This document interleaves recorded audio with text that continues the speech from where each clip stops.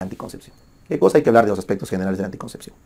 Entonces, lo primero que deben saber es que los anticonceptivos están enmarcados dentro de los derechos sexuales y reproductivos, que son derechos fundamentales, ¿ya? Entonces, acá sí me pongo un poco político, ¿ya? Denme solamente unos minutos para tratar de ponerles a ustedes en contexto sobre esto, ¿ya? Entonces, los derechos sexuales y reproductivos se refieren básicamente al reconocimiento, los derechos son reconocimientos sociales hacia las personas, el reconocimiento de que todos los humanos tenemos el derecho de decidir por voluntad propia, no porque nos dice papá Estado, ni porque nos dice papá Iglesia, ¿no? Tenemos la voluntad de decidir cuántos hijos vamos a tener y cuál es el intervalo de hijos o espacio entre hijos que vamos a tener, ¿ya? Es tu derecho. Entonces, por eso siempre les digo en son de broma, cuando tú vas, sobre todo las chicas, ¿no? Vas a tu reunión y están todas las señoras ahí, tus tías, tus abuelas, tus tías abuelas. Te apareces feliz y te premian, ay hijita, médico, ya es médico, mi hijita, qué lindo, qué orgullo para la familia. Entonces, la mitad de tu almuerzo te felicitan porque eres médico. Pero luego la mitad del almuerzo viene la tía veneno y te dice, y mamita, ¿para cuándo? ¿Para cuándo el bebé? ¿No? Entonces ya la tía te tira la punza. Bueno, al menos a los que son de una generación, los mayores de 25 años puede que me entiendan. A los menores de 25 no. Entonces ahí siempre la tía punza y como que te queda ahí y dices, tía, es que mira, que no, y como que te palteas. Entonces ahí les digo, recuérdenle a su tía que es su derecho decidir cuándo se van a reproducir y con qué espacio y con cuántos hijos. Esa pregunta que te hace tu tía, ¿y para cuándo el hijo? Es tan igual de absurda como que alguien te pregunte, oye, ¿por qué tienes nombre? ¿No? ¿Por qué tienes nombre? O sea, ¿quién te ha dado el derecho de tener nombre? Pues tengo que llamarme algo, ¿no? Igual, que te pregunten cuándo vas a tener hijos, es así de absurdo. Yo voy a tener hijos cuando me la gana, o sea, no se debería preguntar. Pero este es un tema, pues, histórico y todo, y estos derechos sexuales se han ido ganando con el paso del tiempo, ¿ya?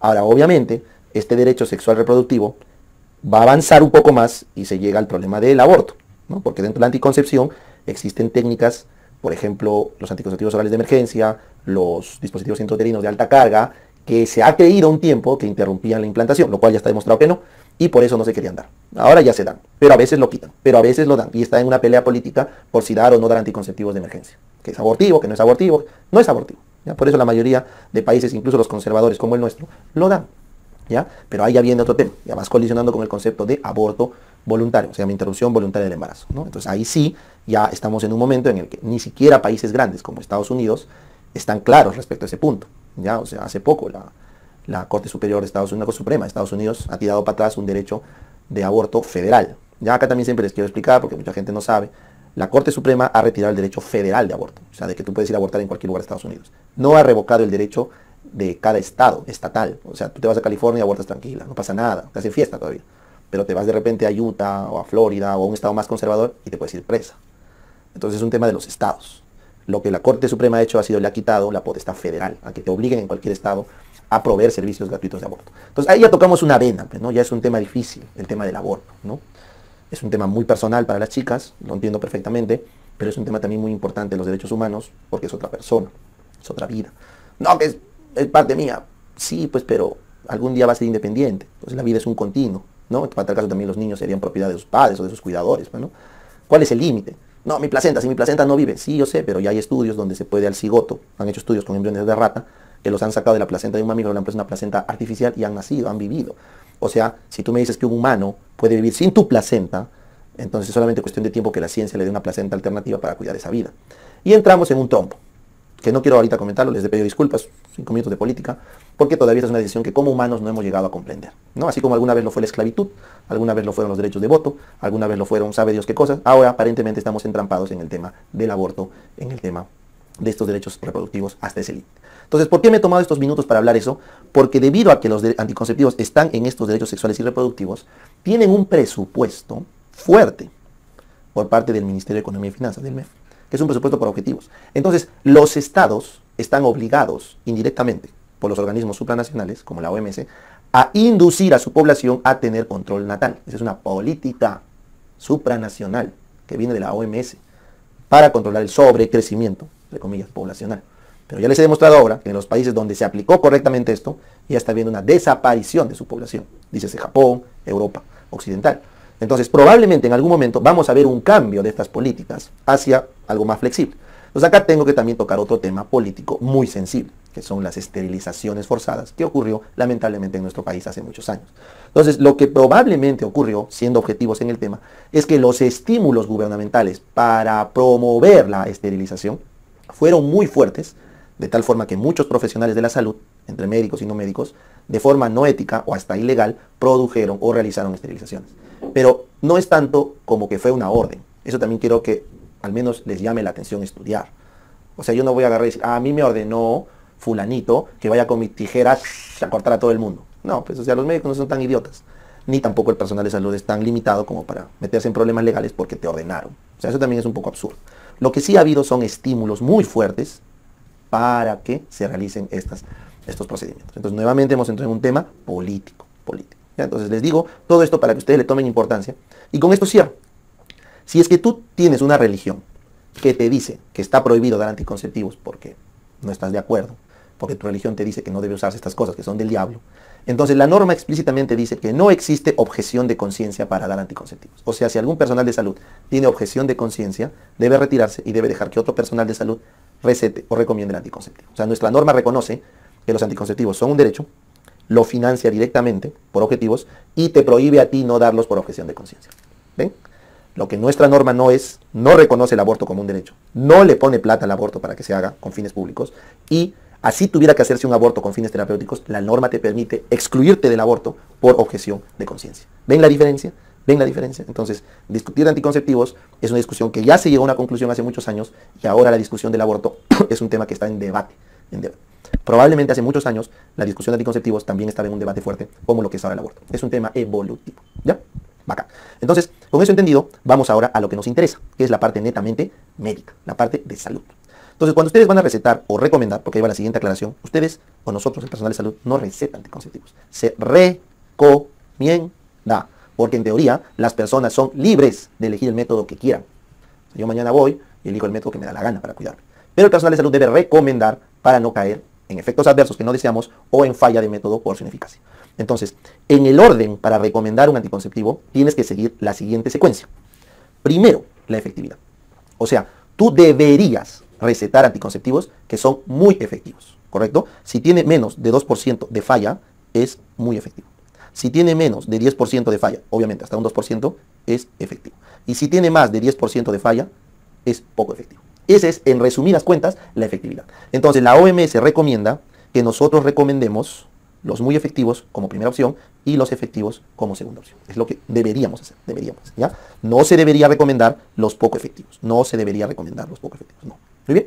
Ahora, cuando ustedes escuchen efectividad, ese es un término en gestión, la efectividad se refiere a lo que consigue, yo me acuerdo así, en la vida real. Efectividad con B de vida real, ¿correcto? Entonces, cuando tú das un anticonceptivo en condiciones experimentales, no es lo mismo que en la vida real. Eso también tiene que tener claro.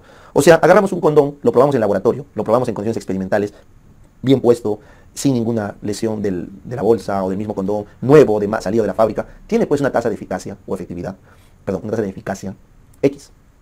Pero cuando agarras ese condón y lo llevas al mercado, donde se ha soleado, te lo has comprado y lo has puesto en tu billetera, está 3 años ahí botado porque no lo usas y por ahí te liga un día y agarras tu condón de tu billetera todo viejo, todo gastado, roto, abierto, sin su airecito, pues no. Ese condón pues ya no sirve igual.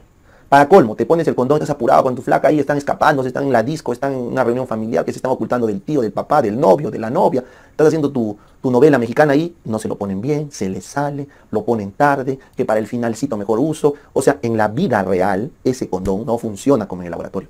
Por eso es que el término correcto no es eficacia, sino efectividad, ¿ya? En la vida real. Y esa efectividad se consigue o se calcula, en todo caso, con el famoso índice de Peirce. El índice de Peirce es el número de fallas, correcto, que ha habido entre el número de parejas que han utilizado el método por un año, expresado en porcentaje. Entonces el índice de Peirce o la efectividad de un método se calcula por cuántas veces ha fallado en un número de parejas que lo ha usado por un mes, expresado en porcentaje, ¿correcto? Entonces yo agarro 100 parejas y les doy condones, agarro 100 parejas y les doy pastillas anticonceptivas y les digo, vayan a ser felices, todo un año, y regresan. Entonces yo cuento cuántas bendiciones han aparecido en la corte de condones, cuántas bendiciones han aparecido en la corte de anticonceptivos orales, y en función de eso saco mi efectividad. ¿Me entiendes? Esa es la forma como se saca. Por eso cuando hablemos de los métodos anticonceptivos, vamos a tener dos tipos de datos. Vamos a tener el dato en el laboratorio de efectividad y vamos a tener el dato real en la vida real de la efectividad. ¿no? Que es el término correcto. Vamos a tener por un lado la eficacia del laboratorio y la efectividad en la vida real. ¿Cuál es lo que nos interesa? La efectividad en la vida real. ¿Ya? Muy bien, entonces supongamos que tú ya has elegido el método más efectivo. Este es el más efectivo para tu paciente. Entonces, el siguiente concepto son los efectos adversos. Entonces ustedes deben saber que la mujer, por sobre todo, debería estar bien con su método anticonceptivo. O sea, tú no le puedes dar un método anticonceptivo que le genere daño, ¿correcto? Tanto al hombre como a la mujer, ¿no? Pero vamos a hablar de mujer porque hay más métodos para mujeres. Bien, entonces ahí también tengo que hacer otro capítulo. O sea, hay más investigación de métodos anticonceptivos en mujeres, no porque la ciencia es machista y el patriarcado está oprimiendo a la humanidad y bla, bla, bla, y todo ese delirio progre. No, lo que pasa es que es más fácil controlar el eje hormonal femenino por el circuito que tiene. Es una sola ovulación al mes con un sistema claro de hormonal. Mientras que en el varón tienes cada 90 días oleadas de espermatozoides de millones de ellos, ¿correcto? Que es más difícil manejar. 2. La gestación es en la mujer, no es en el varón. Entonces, si tú quieres controlar el proceso de gestación, es más fácil ir donde se va a producir. En el caso del varón, lo que se va a generar. ¿Me entiendes? Entonces, por esas razones científicas y obvias, es que hay mucha más tecnología médica para controlar la fecundación por parte de las mujeres. ¿Ya? Bueno, entonces vamos a hablar de mujeres. Entonces, tenemos que darle un método anticonceptivo que no le haga daño. Que no le haga daño. Y eso es muy importante. ¿Por qué? Porque si a una mujer tú le vas a dar métodos anticonceptivos hormonales, ya le vas a hacer daño, porque le estás dando hormonas. Si le vas a poner un dispositivo intrauterino, ya le vas a hacer daño, porque le estás poniendo un objeto externo. Entonces, inevitablemente, los mejores anticonceptivos que tenemos van a traer efectos adversos, que tú tienes que saber manejarlo, ¿ya? Entonces, la gran mayoría de chicas, cuando les preguntas por qué no se cuidan, te dicen, ay, no, es que me cae mal, ay, no, es que me hace daño, ay, es que no quiero quedarme así. Entonces, justamente, la misión del personal de salud es bloquear esta barrera y evitar los efectos adversos para que las mujeres no lleguen a esa conclusión. ¿Y por qué es que tanta mujer no quiere usar método anticonceptivo? Porque nadie le recomienda, porque van por su cuenta, compran lo que encuentran en la farmacia, o les pone un personal, su té, lo que fuera, y no les explica los efectos adversos, y al final se desmotivan de continuar. Y le cuentan a su amiga, y a su otra amiga, y a su otra amiga, y al final nadie quiere usar. ¿Ya? Bien. Doc, supongamos que ya, no hay efectos adversos, me aseguré que no le caiga mal, le escogí el mejor método, ¿qué sigue? Bueno, pues, lo siguiente es los beneficios.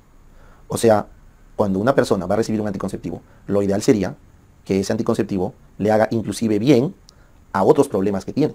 Y justamente ahí es donde entran los hormonales. Las hormonas, así como hacen daño, entre comillas, también pueden hacer un bien, entre comillas. Así que tú tienes que saber identificar los beneficios que le va a traer cierto método a esa pareja, a esa mujer. Y en función de esos beneficios, lo debes recomendar. ¿Correcto? Ya. Bien. Doctor, ya encontré los beneficios, ya es lo mejor, lo que le conviene y le va a hacer bien. Entonces, ¿qué es lo que sigue? Riesgo fetal. Hay que ponerse a pensar en qué falla. ¿Qué falla? ¿Qué pasa si falla el método? Porque puede fallar, ¿no? Entonces, si falla el método, vas a salir embarazada. Ese método va a hacerle daño a tu feto, va a hacerle daño a tu hijo. Entonces, hay que evaluar el riesgo fetal.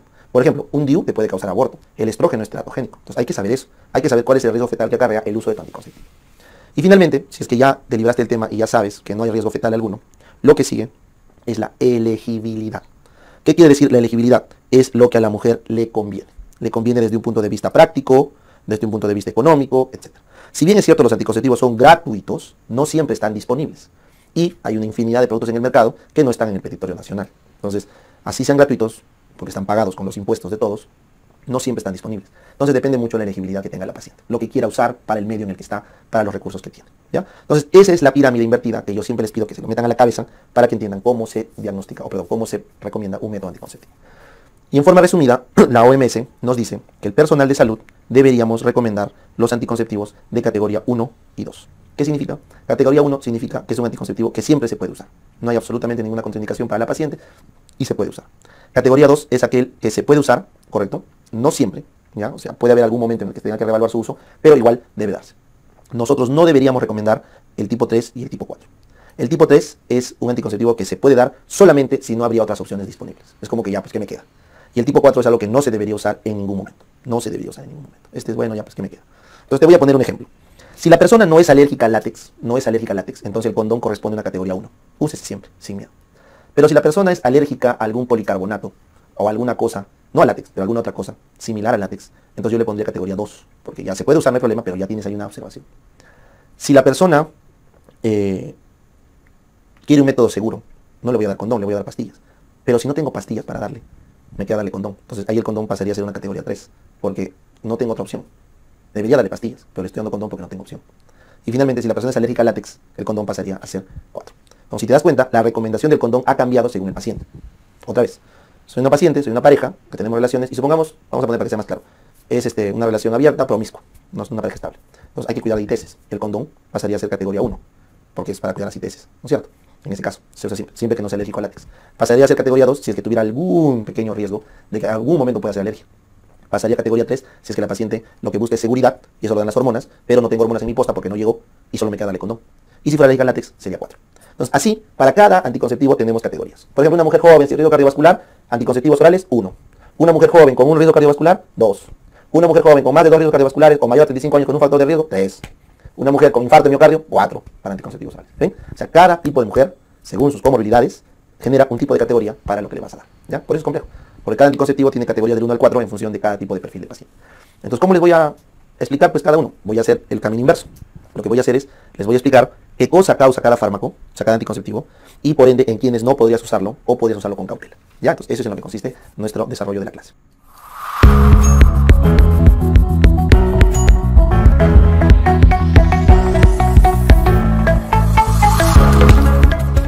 Y conversamos ahora con el último método artificial que vendrían a ser los anticonceptivos orales de emergencia. ¿Ya? Entonces, ¿cuándo utilizamos un anticonceptivo oral de emergencia? Entonces, vamos a entender el mecanismo.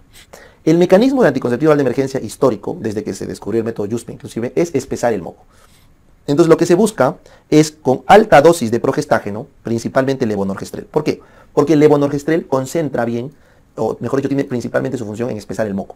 Mientras que el gestodeno, el desogestrel, que son de tercera generación, tienen más efecto central. El levonorgestrel tiene más efecto cervical, espesando el moco. Por eso se usa en el implante también. Entonces, el levonorgestrel es una alta dosis de gestágeno que espesa el moco. Si este levonorgestrel se da en las primeras 72 horas, que es donde ocurre la capacitación de los espermatozoides en el cervix, entonces los vas a atrapar.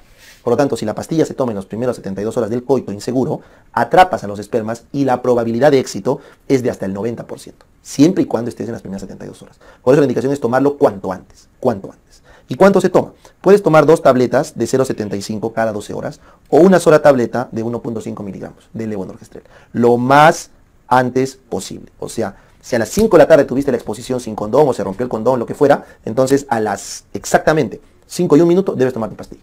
¿Correcto? Entonces, esta es la indicación que tú debes tener para recomendar el anticonceptivo oral de emergencia. Cada minuto que pasa, el riesgo de falla va aumentando. ¿Correcto? Ahora, este anticonceptivo oral de emergencia no tiene, eso también es un dato, no tiene un efecto adverso probado. O sea, no te va a hacer nada, no te va a complicar, ¿correcto? Entonces no es que te va a dar cáncer de mama, cáncer de hígado, no. Siempre y cuando se use de forma esporádica. Siempre y cuando se use de forma esporádica, entonces no va a tener ningún problema, ninguna complicación para la paciente, ¿correcto? No va a tener ninguna complicación. Ahora, si es que la paciente nota un sangrado después de su uso, eso es normal. Entonces la metrorragia viene a ser la principal complicación después del uso de un anticonceptivo oral de emergencia. Y eso ocurre en los siguientes días porque se ha interrumpido el crecimiento del endometrio. Y es normal y no pasa nada, no genera anemia, no pasa nada, ¿ya? Pero no se olvide, la idea es que esto se use de forma esporádica. Ahora, ¿cuáles son las indicaciones? Entonces las indicaciones son las siguientes. Las indicaciones son falla de método, cuando falla el método, cuando ha habido violación o cuando no ha habido uso del método. Cuando falla el método, cuando ha habido violación o cuando no hay uso del método. Entonces, si no has usado, te ha fallado, se ha roto, te has olvidado o ha habido violación, ahí se recomienda este anticonceptivo oral de emergencia. No es algo regular. Muy bien. ¿Tiene algún beneficio? Ahí está la gotita del sangrado. ¿Tiene algún beneficio? Ningún beneficio. ¿Tiene algún riesgo para el embarazo? Ninguno tampoco. No supone riesgo para el embarazo, porque lo que hace es espesar el moco. Bien. Ahora, si es que no tomara la pastilla, que tienes hasta las 72 horas, hasta las 120 horas, correcto, se podría utilizar una T de cobre de alta carga nueva. Entonces, un método anticonceptivo de emergencia también es la T de cobre cuando la damos hasta las 120 horas después, correcto, de la exposición o al 5.º día de la ovulación. Ya, esa es básicamente la indicación. Pero no es lo que nos suelen preguntar y no es común. Lo que se usa es el levonorgestrel, la pastilla del día siguiente. Ahora, ¿el problema cuál es? El problema es que si te pasas 72 horas ya no sirve, y si no usan la T de cobre, entonces no hay otro método. Y lo que usualmente las personas suelen hacer, es recurrir a la interrupción voluntaria del embarazo. Entonces acá vamos a hablar del IVE, ¿ya? La interrupción voluntaria del embarazo. Entonces la interrupción voluntaria del embarazo o el aborto voluntario, esto está marcadamente controlado según la legalidad de cada país. Entonces hay países donde no está permitido, como el nuestro, hay países donde está totalmente permitido y hay países donde inclusive se promociona el aborto. ONGs enteras que están haciendo abortar a la gente. Entonces, es un tema legal. Pero fuera del tema legal, en la parte médica, entonces tenemos que cuando se va a hacer un aborto, la primera elección es quirúrgica, el AMEO, dentro de las primeras 12 semanas. Es lo más seguro para la paciente, ¿ya? Si no, y obviamente al AMEO se le agrega misoprostol. Si es que no se puede el método quirúrgico, se utiliza el método farmacológico. Y dentro del método farmacológico, lo más importante, o mejor dicho, el más efectivo, es la mifepristona. La mifepristona es un bloqueante de los receptores de progesterona. Entonces la mifepristona justamente sirve para interrumpir totalmente el embarazo porque equivaldría a una insuficiencia lútea, ¿ya?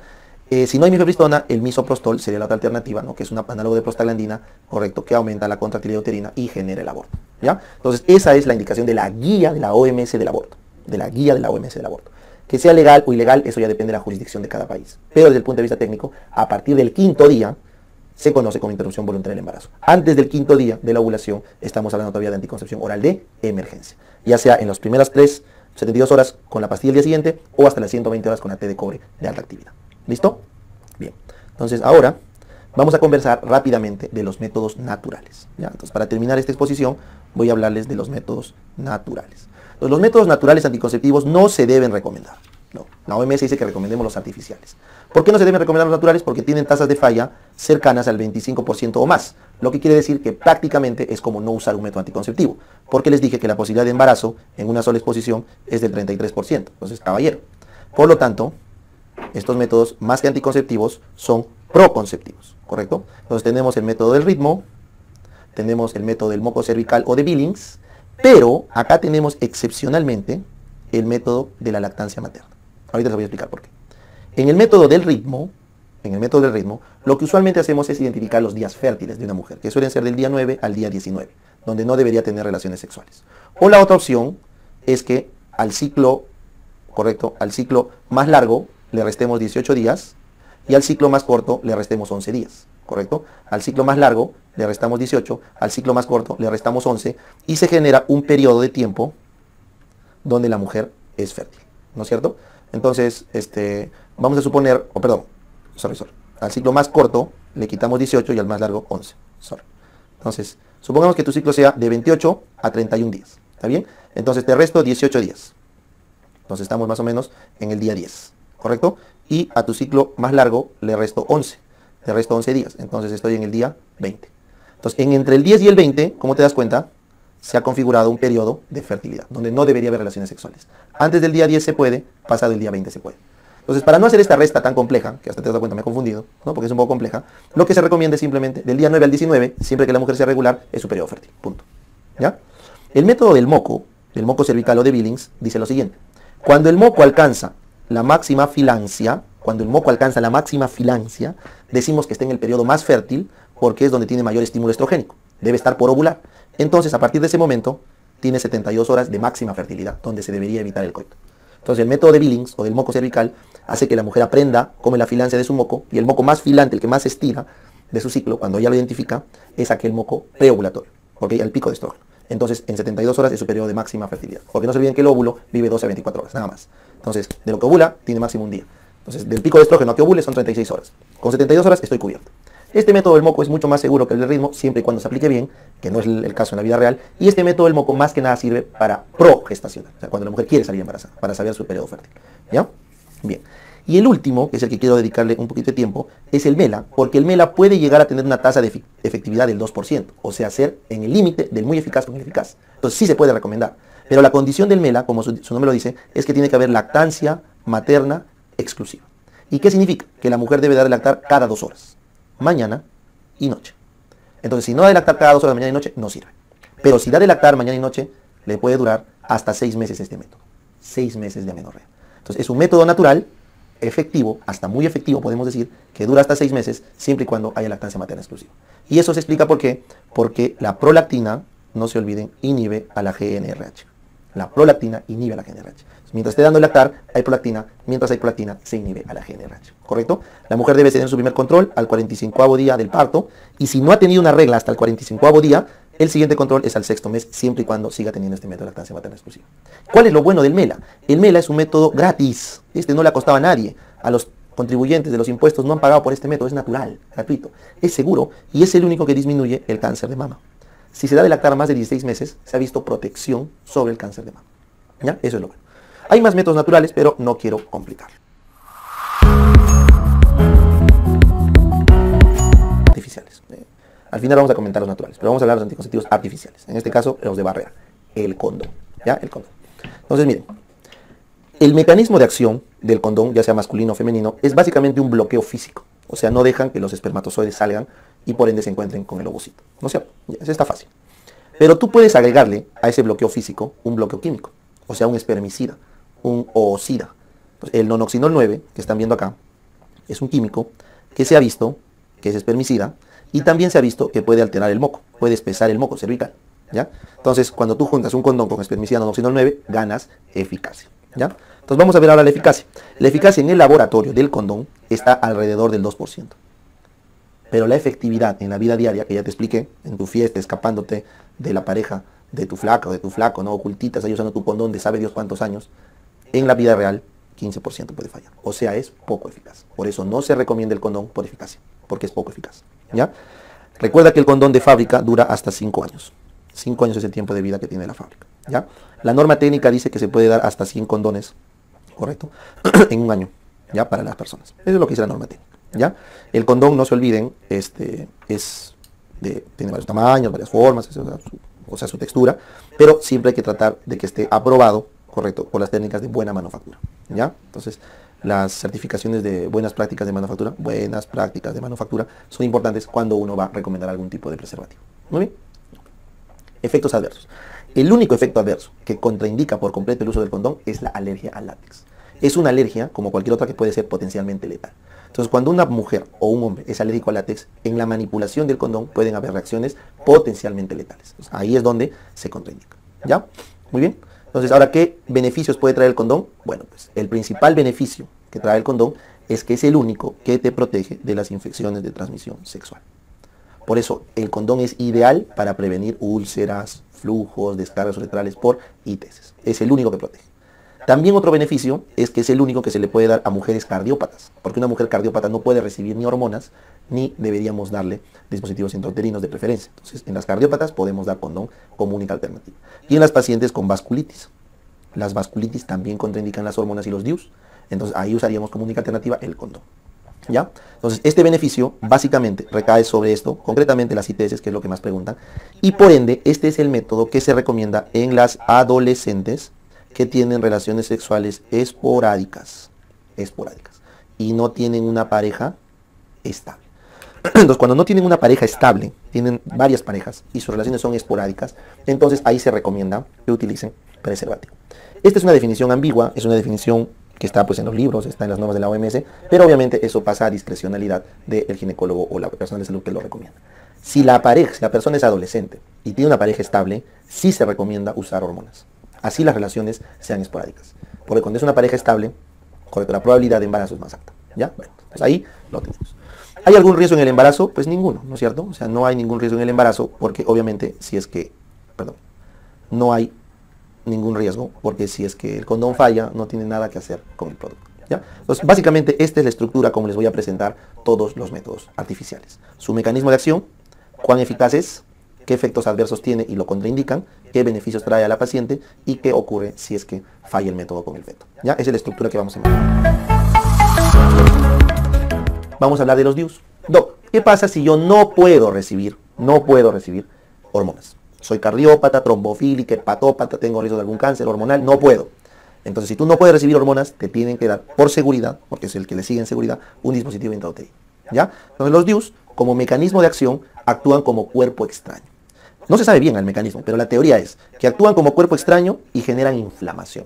Y esa inflamación evita que el esperma progrese, evita que el óvulo baje y evita que se fecunde. Entonces, todos los efectos del DIU son preimplantacionales. O no deja que se encuentren, o no deja que se fecunden, o una vez fecundados no dejan que se implanten. Pero lo principal es preimplantacional. Ahora, esos son las TES de primera generación, las inertes.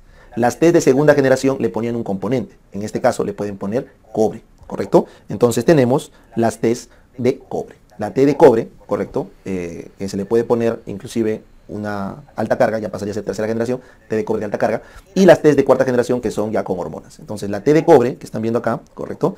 Ya 380 de alta carga, es la T más utilizada de las T de cobre. Puede durar hasta 12 años si la mujer es mayor a 25 años. Entonces la ventaja de la T es que si se pone pasado los 35 años, se pone una sola vez y ahí queda, la T de cobre, ¿ya? Esta T de cobre, como ves, puede tener una eficacia de hasta 0.2, correcto, de hasta 0.2, pero su tasa de falla, sobre todo en el primer año, puede llegar hasta menos de un 2%, 1.8, 1.9, y en algunos libros le ponen 2%. O sea, se puede expulsar y puede fallar hasta un 2% como máximo en su vida útil. Por eso es muy importante evaluar la T de cobre al mes de la colocación, para ver si no se ha salido en la primera regla. Es muy importante, ¿ya? Entonces, eso es respecto a la T de cobre. Y te preguntarás, ¿para qué sirve el cobre? El cobre se ha visto que es un espermicida y a la vez baja la capacitación espermática. O sea, evita que los espermas se capaciten. ¿Qué es capacitarse? Es perder esa cubierta proteica que tiene. Entonces, el mecanismo de la T de cobre, aparte de la inflamación y cuerpo extraño, es disminuir la capacitación espermática. Le dura hasta 12 años y su tasa de falla máxima en la vida real es 2%, inclusive menos que eso. Por eso es un método muy eficaz, ¿ya? Muy bien. En cambio, la T de levonorgestrel, que vamos a ver acá, la T de levonorgestrel, esta es una T con principio activo que libera levonorgestrel y su duración es menor, 5 años como máximo. ¿Por qué? Porque no se puede poner suficiente cantidad de levonorgestrel para que esto dure más, ¿ya? Su tasa de falla sí es menor. Correcto, la tasa de falla de la T de levonorgestrel sí es menos del 1%, inclusive en la vida real. Entonces las tasas de efectividad del levonorgestrel son mucho más eficientes o efectivas que la T de cobre. Es más, se ha visto que tiene alrededor de 0.1 a 0.2 promedio, así que es bastante seguro. No tan seguro como el implante es 0.05, ya este es un poquito más, pero igual es súper seguro, ¿ya? Muy bien, entonces su mecanismo de acción acá, por el gestágeno, es espesar el moco de forma local y ligeramente puede tener un efecto neoadovulación por absorción sistémica. Pero lo principal es espesamiento del moco a nivel local. ¿Listo? Entonces esas son las dos T's que tenemos para ofrecer a una paciente que no puede recibir hormonas sistémicamente. Ahora tú te preguntarás, ¿este levonorgestrel se distribuye de forma sistémica? Sí. Sí puede haber absorción sistémica y por lo tanto traer los riesgos de las progesteronas, pero es mucho menor respecto a los gestágenos que se dan inyectables en implante o vía oral. ¿Ya? Muy bien, entonces ahora veamos sus efectos adversos. ¿Qué es lo malo que traen estos dispositivos? Entonces, pregunta de examen. La principal complicación de la T de cobre es la hemorragia uterina normal que ocurre en los primeros meses de uso. En algunos inclusive hasta el primer año de uso. ¿Ya? Entonces, esta hemorragia uterina normal obviamente va a generar anemia. ¿Ya? Entonces, esta hemorragia uterina normal es la principal causa por la cual el método se deja. O sea, la principal causa de abandono de la T de cobre es porque generas una anemia intratable por el sangrado, ¿correcto? El segundo efecto adverso que van a tener los dos es el dolor. Es el principal efecto adverso, el más frecuente, al colocarse, al usar y al retirarse. Pero no es causa de retiro. O sea, te duele cuando te lo ponen, te duele cuando lo usas, al inicio obviamente, te duele cuando te lo retiran, pero no es que dejas de usarlo por el dolor. La causa de retiro del DIU es por la anemia, ¿ya? Sin embargo, un efecto adverso importante es la hemorragia uterina normal no filiada, que puede ser un cáncer de cervix o un cáncer de útero, y si te coloco una T, voy a sembrar el cáncer. Entonces está contraindicado poner una T si es que hay una hemorragia uterina normal de origen no filiado. No sé por qué está sangrando. Porque si ese origen es un cáncer, yo te pongo la T y te siembro. ¿Ya? Muy bien. El siguiente efecto adverso, que es también típico de los dos, es la EPI, la enfermedad pélvica inflamatoria. ¿Correcto? ¿Por qué? Porque por vía ascendente se transmiten los gérmenes. Entonces, tanto el dolor como la EPI es un efecto adverso que comparten las dos T's, tanto la de cobre como la de levonorgestrel. Pero hay una diferencia, y acá quiero que estén atentos. Cuando usan una T de cobre, el riesgo de EPI es por la colocación de la T. Por lo tanto, en 30 días de la colocación, si no hubo EPI, ya no se asocia a la T. En cambio, en la T de levonorgestrel, el riesgo de EPI ocurre en la colocación, es cierto, los 30 días, pero aparte, si es que ha habido un antecedente de EPI dentro de los 3 meses anteriores a su colocación, el levonorgestrel puede reactivar la infección por atrofia del endometrio. Entonces, cuando una mujer tuvo una EPI de hace 3 meses atrás, no le deberías poner T de levonorgestrel porque tiene riesgo de reactivar esa EPI. No de haber creado una nueva, sino de reactivarla. Esa es la diferencia. Y lo curioso, ojo al dato, es que con el tiempo, la T de cobre no te protege de futuras EPIs, pero la T de levo sí, porque el levonorgestrel espesa el moco, entonces te protege de futuras EPIs. Entonces, hay una especie de paradoja, pero creo que es entendible, ¿no? En cuanto a la cronicidad del uso de la T de levonorgestrel. Muy bien. Finalmente, está contraindicado poner una T de cobre de levonorgestrel si es que hay una malformación uterina, porque puedes perforar el útero. Está contraindicado. Está contraindicado poner una T si es que hay tuberculosis, porque puedes sembrar. Tampoco se pone. ¿Ya? Muy bien. Y se ha visto, se ha descrito, pero no está demostrado, que la T de cobre se asocia a infección por Actinomyces israelí, pero es un dato que no está confirmado. ¿Ya? Muy bien. Ahora, respecto a la T de levonorgestrel, como les comenté, puede aumentar el riesgo de cáncer de mama, porque se absorbe, y puede aumentar el riesgo de adenomas hepáticos, porque se absorbe. Pero no te aumenta el riesgo significativamente de trombosis, sino básicamente los tumores. Entonces, esos son los efectos o las contraindicaciones que deberían tener en cuenta para estas T's. Bien. Ahora, beneficios. ¿Tiene algún beneficio la T de cobre? Ninguno. Recuerda eso. No tiene beneficio. Por lo tanto, al no tener beneficio, simplemente será porque no tienes otra opción. ¿Ya? ¿Y tiene algún beneficio la T de levo? Sí. La T de levo, el levonorgestrel, disminuye o corta el sangrado. Cuando se da más de un año el levonorgestrel, atrofia el endometrio. Entonces disminuye el sangrado. Entonces las mujeres anémicas se benefician del levonorgestrel en el primer año de uso, porque disminuye el sangrado. Por eso el levonorgestrel es tratamiento de la hemorragia uterina normal, porque corta el sangrado. Entonces, sí tiene un beneficio, la anemia. ¿Ya? La anemia. Previene la anemia por mucho sangrado. ¿Y le pasa algo al fetito? Sí. La T, sobre todo la de cobre, tiene riesgo de aborto. Tiene riesgo de aborto. Sobre todo aborto en la primera mitad de la gestación. ¿Cuánto es el riesgo? 50%. Es alto. Chicos, 50% de riesgo de aborto es alto. ¿Ya? Entonces, ese riesgo se debe a que el cuerpo extraño hace que no se implante, que se implante y luego se pierda, o que cuando crezca se aborta. Por eso, en toda paciente que le ha fallado la T de cobre, bueno, y también la de levonorgestrel, si es que se ven los hilos, se debe retirar en la primera mitad del embarazo. Siempre. ¿Ya? Si es que no se ven los hilos, se debe dejar. Aunque UpToDate dice que con ecografía podrías retirarlo de forma guiada, pero la mayoría dicen que lo dejes. Pero si se ve el hilo, se retira. Salvo que la T se haya colocado en una posición desfavorable detrás del saco y es peligroso retirar. Por lo tanto, siempre que tengan una falla de T, tienen que hacer una ecografía transvaginal para ver la viabilidad del saco vitelino del feto, ¿no? Del embrión. Y si está viable, ver la posición de la T para ver si su retiro es seguro. E inmediatamente tenemos que retirar la T. Se retira. Siempre y cuando los hilos sean visibles. ¿Está bien? Eso es lo que se debe hacer. ¿Qué otra cosa hay en el riesgo de embarazo? Las T's aumentan el porcentaje de los embarazos ectópicos, hasta casi un 5%. No es que es un factor de riesgo para ectópico, no te confundas. El factor de riesgo para ectópico es cuando hay lesión de trompa. Pero la T lo que hace es, las mujeres normalmente tienen baja probabilidad de ser un ectópico, pero las mujeres que usan T, si les falla la T, tienen más probabilidad de ser ectópico. Por eso es que cuando ustedes leen, los anticonceptivos hormonales disminuyen el riesgo de ectópico, mientras que las T's aumentan el riesgo de ectópico. Sobre todo la T de cobre, la T de cobre. ¿Ya? Eso deben tenerlo en cuenta.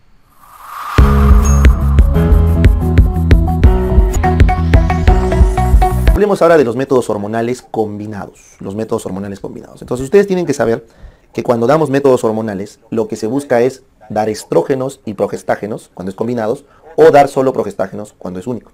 ¿Cuál es el objetivo? Estas hormonas actúan a nivel central y bloquean el eje, sobre todo la progesterona. La progesterona bloquea el eje. El estrógeno le ayuda, pero el principal es la progesterona. Y el otro mecanismo es que la progesterona espesa el moco. Eso lo vimos en fisiología. Entonces el objetivo de dar hormonas es bloquear el eje. ¿Ya? Entonces ahí está.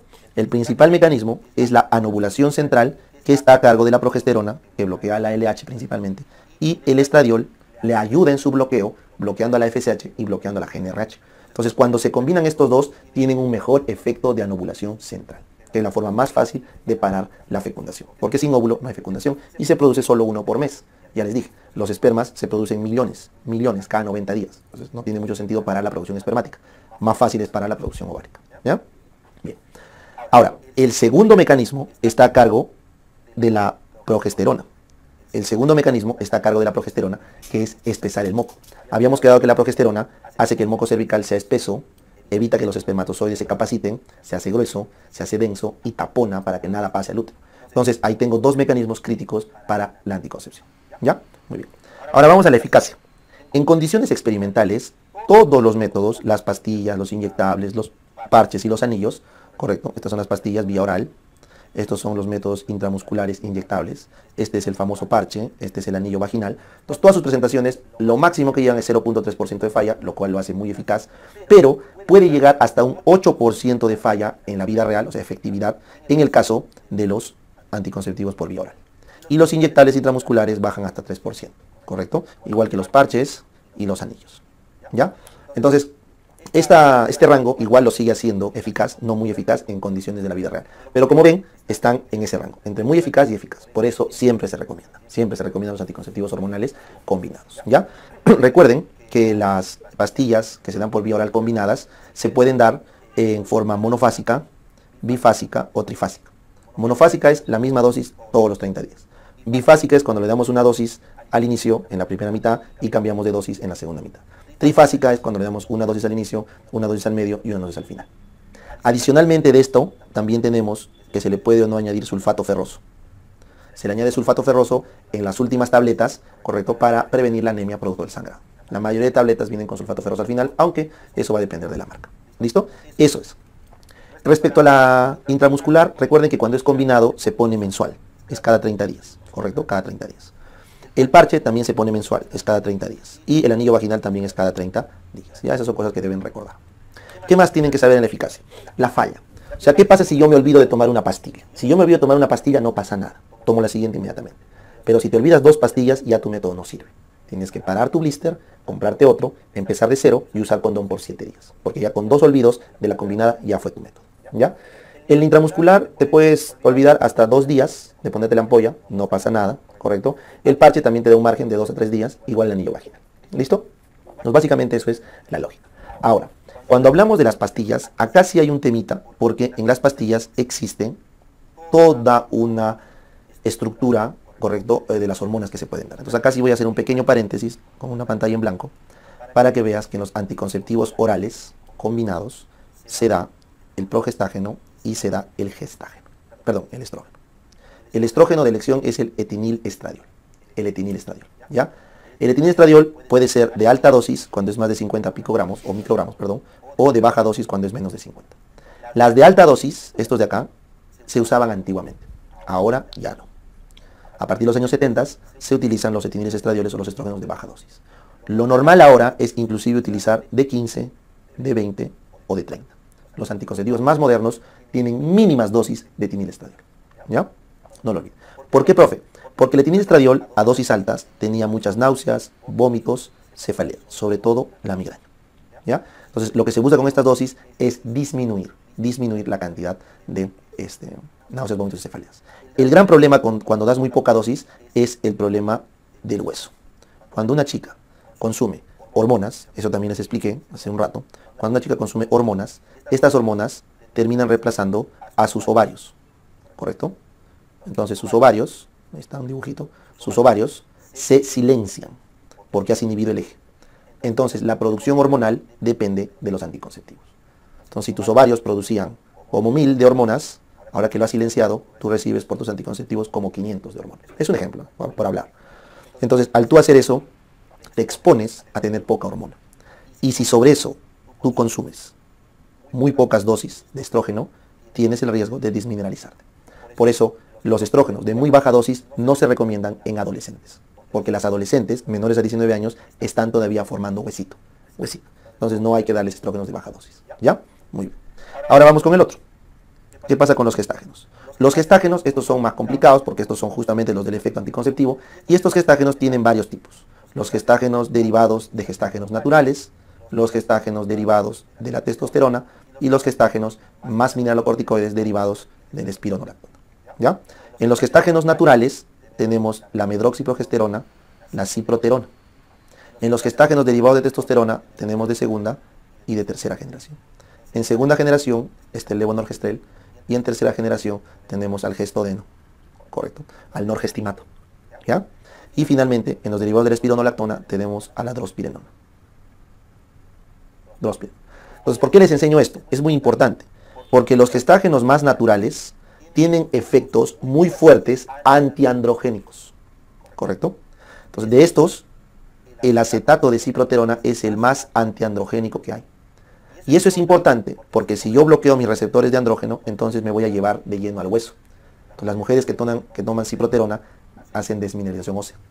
Pero lo bueno es que voy a mejorar la clínica del ovario poliquístico por exceso de andrógenos. Entonces la ciproterona se utiliza con esos fines, bloquear el hirsutismo. Un poco menos potente tienes a la medroxiprogesterona, pero deben recordarla como el gestágeno más potente que tenemos. ¿Ya? Cuando usamos derivado de testosterona, ¿cuál crees que es el objetivo? Se usó derivado de testosterona justamente para evitar el problema del huesito. Entonces se crearon los de segunda generación como el levonorgestrel. Pero ¿cuál es el problema? Que como son derivados de testosterona, el levonorgestrel aumenta el LDL, por lo tanto empeora tu riesgo cardiovascular. Entonces cuando una chica toma gestágenos de segunda generación, aumenta su riesgo cardiovascular. Entonces a raíz de eso, crearon los de tercera generación, como el gestodeno, como el desogestrel. Y este de acá, al contrario, disminuye tu LDL, disminuye. Pero lo malo es que aumentaba tu riesgo de trombosis. Hubo un escándalo internacional cuando se dieron cuenta que los gestágenos de tercera generación en las mujeres que tenían deficiencia de la proteína C, la proteína S o el factor 5 de Leiden, empezaban a morirse de trombosis. Fue un escándalo. Imagínate mujeres muertas a sus 30 años por trombosis, porque no les hicieron el screening de trombofilias. En Europa ustedes saben que hay un montón de trombofilia. Entonces esa fue una de las demandas históricas contra las farmacéuticas más famosas. Entonces, a partir de ahí, los médicos, cuando van a dar un gestágeno de tercera, siempre tienen que preguntar antecedente familiar de trombofilia. ¿Ya? Por eso es que muchos se van sin miedo al levonorgestrel, porque a última hora el infarto no les va a dar. Les empeora su riesgo, pero no les va a infartar. En cambio, en otros sí se trombosa. ¿Ya? Y el norgestimato, acuérdate ese nombre, el norgestimato tiene los beneficios del levonorgestrel y los beneficios del gestodeno. O sea, es como quien dice uno de los mejores, el norgestimato. ¿Ya? Bien, y finalmente, también deben recordar que al recibir los gestágenos derivados de la testosterona, esta de acá retiene líquido.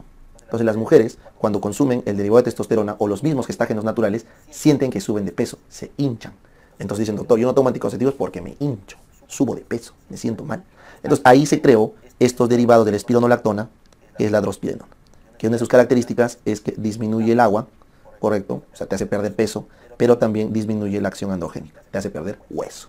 Entonces pierdes peso, pero también pierdes hueso con la drospirenona. Entonces se puede recomendar la drospirenona en mujeres que retienen mucho líquido y suben mucho de peso, pero que no tienen riesgo de osteoporosis. ¿Ven? Entonces, como te das cuenta, existen muchos gestágenos: medroxi, ciproterona, levonorgestrel, gestodeno, drospirenona, norgestimato.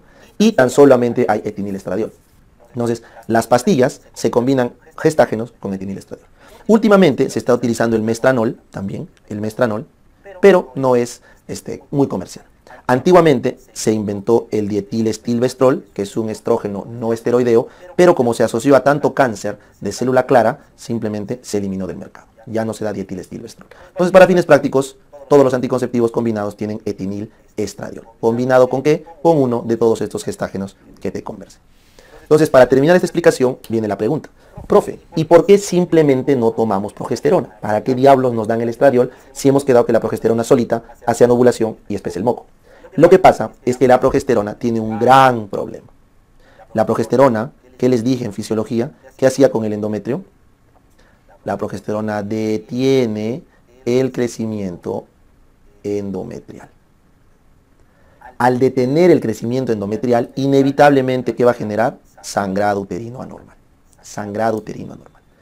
Y cuando tomas por mucho tiempo progesterona, este detenimiento del crecimiento endometrial va a terminar generando atrofia. Y te vas a quedar sin endometrio.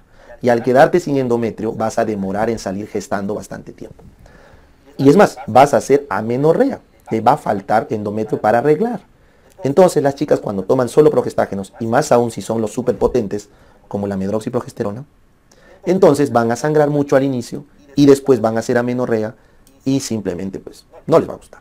Entonces, para evitar todo ese problema, se le añade, o sea, otro colorcito, se le añade estrógenos para regular el ciclo, para que no haya este sangrado y para evitar la atrofia.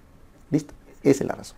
Lo malo es que te vas a llevar un poquito de náuseas, vómitos, cefalea, y también vas a aumentar tu riesgo cardiovascular, trombofílico y de cáncer de mama y de cáncer de útero. Entonces, lo malo de aumentar los estrógenos es que de por sí la progesterona ya tiene efecto cardiovascular, efecto trombótico, también se asocia a cáncer de mama, eso es cierto. La progesterona tiene estos tres, tampoco no es que se salva. Dijimos que los del levonorgestrel aumentaban tu riesgo cardiovascular. Los trombofílicos, los de tercera. Y la progesterona también se asocia a cáncer de mama. Ya lo de por sí lo tiene. Pero al hecho de añadir los estrógenos, aumentas más este riesgo cardiovascular, trombofílico de mama, y para colmo, le creas el riesgo de cáncer de útero. Porque el estrógeno sí se asocia a cáncer de útero. Entonces, ese riesgo tienes que cargártelo a expensas de no tener las comorbilidades de el detenimiento del crecimiento endometrial, la amenorrea. Entonces, todo eso tenemos que sopesar. Cuando la mujer es joven y no tiene factores de riesgo, no pasa nada. Úsalo. Pero si tiene factores de riesgo, ten mucho cuidado. Con esto ya termino la última pregunta.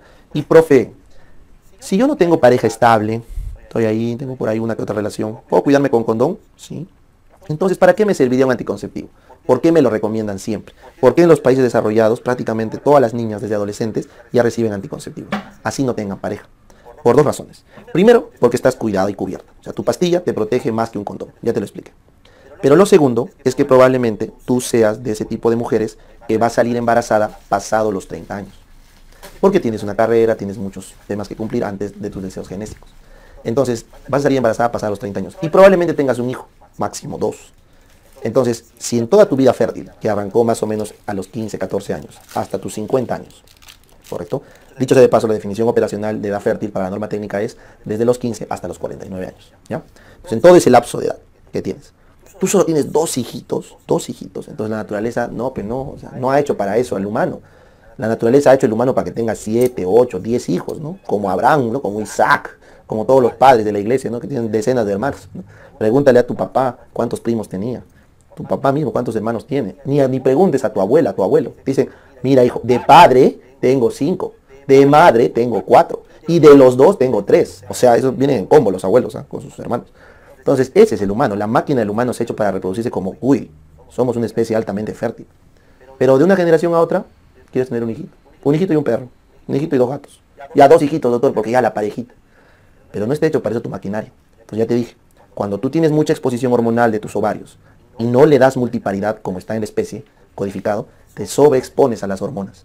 Entonces por eso se recomiendan las pastillas, porque te dije, de lo que vas a recibir todos los meses, tu ovario te va a dar, toma 1000 de hormonas, toma, reprodúcete, toma 1000, y tú no te reproduces, vas a hacer daño a tus órganos y va a aumentar tu riesgo de cáncer mamario, de cáncer uterino, y también va a aumentar el riesgo de cáncer de ovario, porque tienes una ovulación incesante, cada mes ovulas y no te reproduces.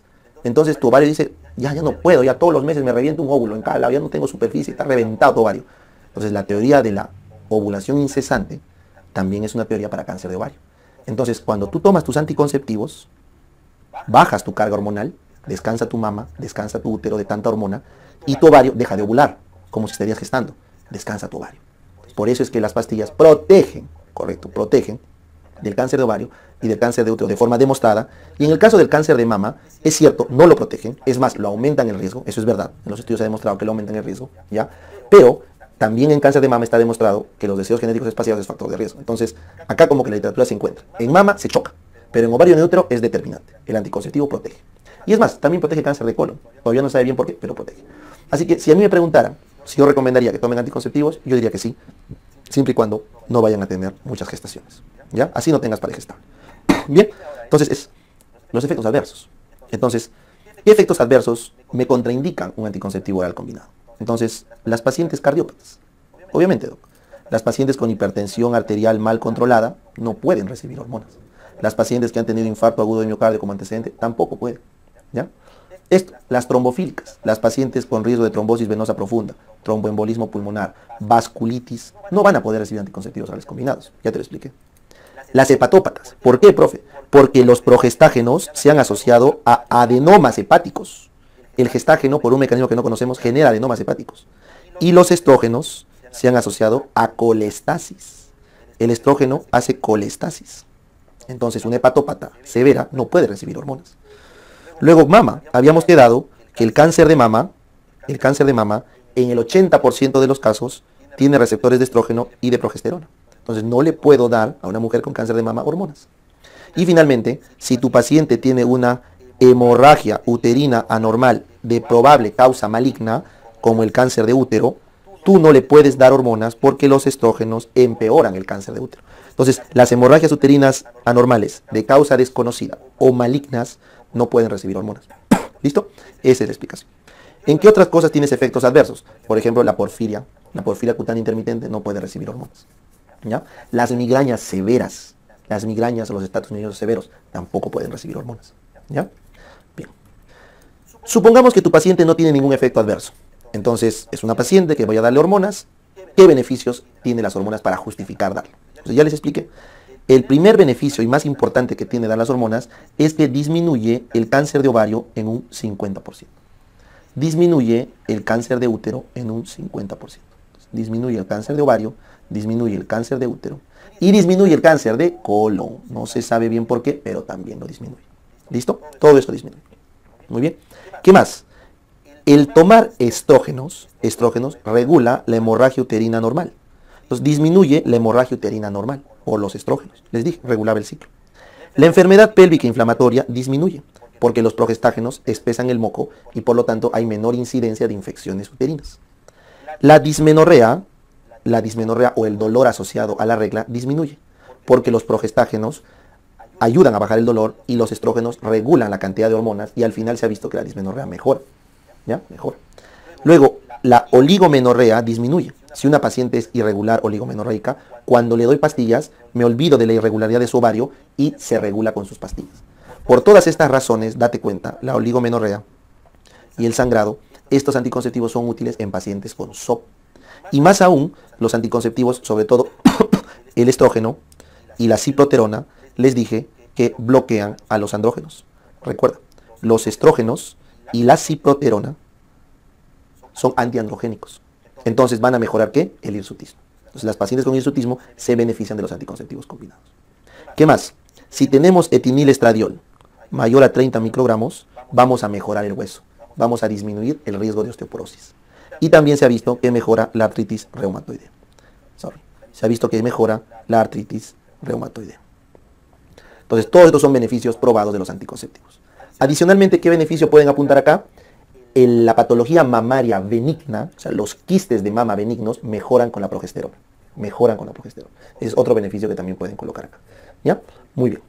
Ahora vamos al riesgo del embarazo. ¿Qué pasa, profe, si me falla mi pastilla y salgo embarazada?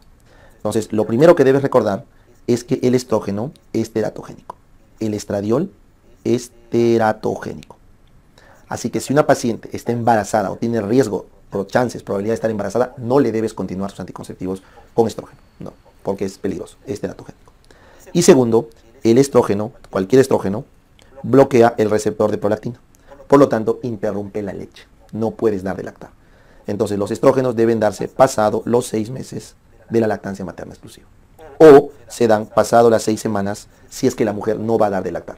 Por ejemplo, va a usar fórmula o de repente su hijo ha fallecido. Se espera hasta 6 semanas para que no se interrumpa el proceso normal de la finalización del desarrollo mamario. ¿Ya? Entonces, el estrógeno bloquea el receptor de progesterona, por lo tanto, no se debe dar porque corta la leche.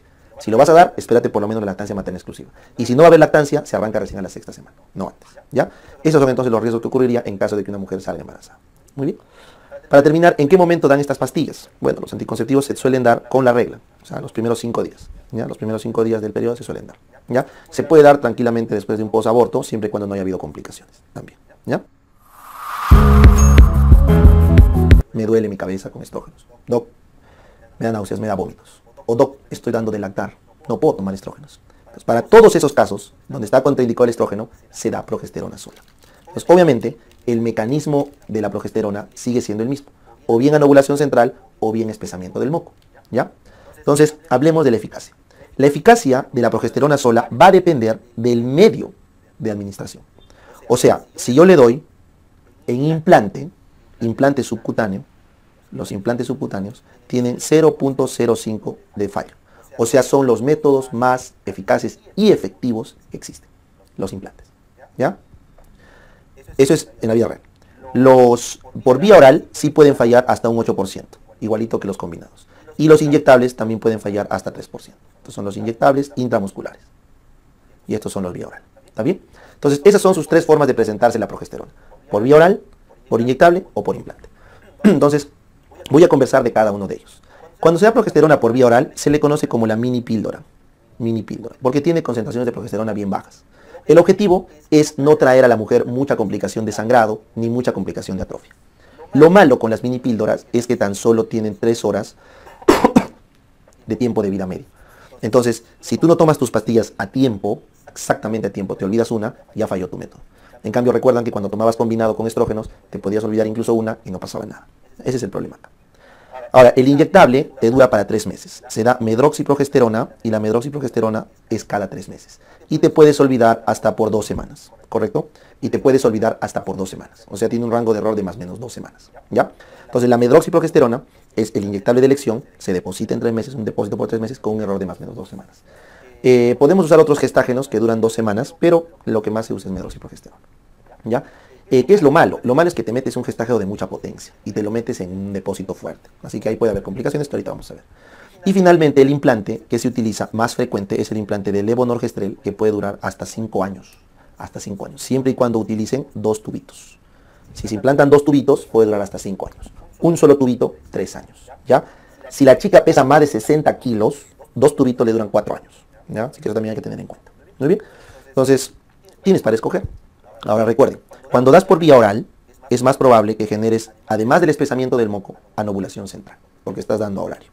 Pero cuando das en inyectable en depósito, es más probable que el efecto sea por espesamiento del moco, por la cantidad de gestágeno, ya que su liberación no te permite inhibir el eje constantemente, porque es errática. Y cuando das en implante, también claramente el principal mecanismo es espesamiento del moco, por la forma de liberación. Entonces, en los tres casos, el principal mecanismo es el espesamiento del moco, pero sí existe anovulación central. Ya solo que la anovulación central se consigue más cuando se da por vía oral y cuando se da combinada. ¿Ya? Así que ahí no quiero que se me confundan, porque es lo mismo para todos, solo que algunos prevalecen un poco más que otros. ¿Ya? Bien, entonces vamos ahora a los efectos adversos. ¿Qué cosa me hace y por qué no debería darlo? Entonces, lo primero de tomar progestágenos es el sangrado. Entonces, el sangrado que estás viendo acá es el principal efecto adverso, pero este es un sangrado leve, que lo vamos a llamar que es un spotting. Es un sangrado leve, ¿correcto? En cambio, cuando tomas en inyectable, cuando tomas en inyectable, el sangrado es más fuerte, ¿correcto? Entonces, pues como les decía, el efecto de sangrado con la baja dosis del gestágeno y el efecto de sangrado es mayor con la alta dosis de la medroxiprogesterona, ¿ya? Por otro lado, como los dos son gestágenos que se van a tomar por mucho tiempo, entonces van a generar amenorrea, se genera amenorrea. El 80% de pacientes con medroxiprogesterona hacen amenorrea por lo menos a los 2 años a 3 años de uso. En cambio, en el de minipíldora es menor esa cantidad. Bien, ¿qué más? La minipíldora se ha asociado a mastalgia, da dolor en la mama. Y la minipíldora se ha asociado a retención de líquido y subida de peso. También es un efecto adverso. Por otro lado, el inyectable se ha asociado a desmineralización ósea. Cuando das tanta cantidad de gestágeno tan potente, el hueso se desmineraliza. También se ha asociado a acné, porque este medroxiprogesterona tiene actividades anabólicas, androgénicas en los folículos pilosos, entonces genera acné. Y por una razón que no se sabe bien, la medroxiprogesterona da una cefalea rara, que parece milagrosa pero no lo es, y da un dolor abdominal bajo que te hace confundir con epio o embarazo ectópico. Hay que estar atento con eso cuando se administra este inyectable. Entonces, en líneas generales, lo que las guías recomiendan es que durante los primeros 3 meses de la aplicación del inyectable se dé ibuprofeno para bajar el sangrado y para bajar los dolores. ¿Ya? Esa es la recomendación. Ahora, en cuanto al implante, vas a tener las mismas complicaciones. O sea, va a haber un spotting o sangrado leve al inicio, luego va a haber una amenorrea a los 2 a 3 años de uso, y la diferencia viene acá. Acuérdense de este triángulo. El implante, debido a su forma de liberación de la hormona, tiene mayor riesgo de trombosis. Hay mayor riesgo de trombosis que con el resto de gestágenos. Hay mayor riesgo de cáncer de mama y hay mayor riesgo de adenoma hepático. De por sí todos los gestágenos dan adenoma hepático, les dije. Pero en este caso, por la forma de liberación, hay mayor riesgo de estos tres: trombosis, cáncer de mama y adenoma hepático. Es por eso que las mujeres que van a recibir un implante tienen que saber a lo que se están exponiendo. ¿Y cuál es la ventaja? Que es el método más seguro y les dura hasta por 5 años. ¿Ya? Bien, los beneficios de todo lo que hemos hablado. Aparte, ojo, aparte de los beneficios que vimos en la lámina anterior de los combinados, ¿qué beneficio tiene el dar solo gestágenos? Que no corta la leche. Ese es el principal beneficio. No corta la leche. Entonces, si no corta la leche, se puede dar en el puerperio. Se puede dar en el puerperio inmediato. Esa es la gran ventaja. Se puede dar en el puerperio inmediato. ¿Ya? Muy bien. ¿Algún riesgo para el embarazo? Te pregunto, ¿la progesterona podría dar un riesgo durante la gestación? Ninguno, pues, porque la progesterona es la hormona de la gestación. Entonces, no hay ningún riesgo. Lo que hacen es el bloqueo definitivo, ¿no? Acá, sorry, esto sí, no lo borré, disculpen. El mecanismo es el bloqueo definitivo, ya sea de las trompas o de los conductos deferentes. Entonces, miren su eficacia. No es tan eficaz como una T de levonorgestrel o un implante.